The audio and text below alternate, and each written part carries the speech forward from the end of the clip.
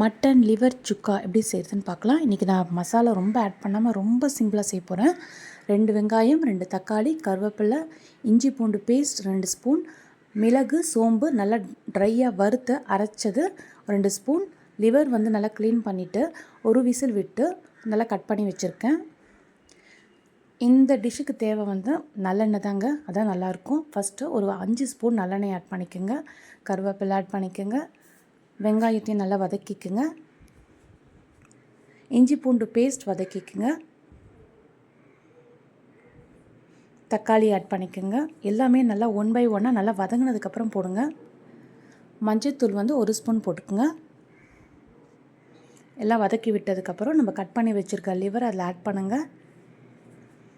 எல்லாமே நல்லா மிக்ஸ் பண்ணிவிட்டு வேக வைக்கும் போது கொஞ்சம் தண்ணி இருந்தாலே அதையும் இதை ஆட் பண்ணிக்கோங்க. 10 மினிட்ஸ் நல்லா கொதிக்கணுங்க. நல்லா அதுக்கு தேவையான உப்பை போட்டு நல்லா அதுக்கு கொஞ்சமாக சுண்டி வரும்போது நம்ம மிளகு சோம்பு அரைச்சி வச்சதை இதில் ஆட் பண்ணிடுங்க. ஒரு 2 நிமிஷத்தில் ரெடி ஆகிடும். இப்போ நம்மளுக்கு சுவையான மட்டன் லிவர் சுக்கா ரெடிங்க.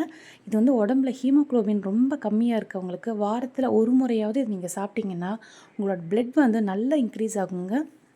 இது சமையல் யாருமே தெரியாது அப்படின்னு சொல்ல முடியாது. ஏன்னா இது ரொம்ப ஈஸியான டிஷ். மசாலா ரொம்ப கம்மியாக ஆட் பண்ணியிருக்கேன். என்னுடைய சேனலை சப்ஸ்கிரைப் பண்ணுங்கள், லைக் பண்ணுங்கள், ஷேர் பண்ணுங்கள்.